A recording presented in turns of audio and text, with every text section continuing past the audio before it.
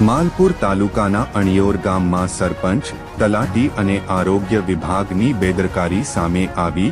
ગટર લાઇનના હોવાથી ગંદુ પાણી ચોમાસામાં વહેતું હોય તેમ ખુલ્લા રોડ ઉપર જાય છે, જેમાં અનેક જાતના ઝેરી મચ્છર જોવા મળ્યા અને નીચે પીવાના પાણીની લાઇનમાં મિક્સ થવાથી ખરાબ પાણી પીવા મજબૂર બન્યા લોકો.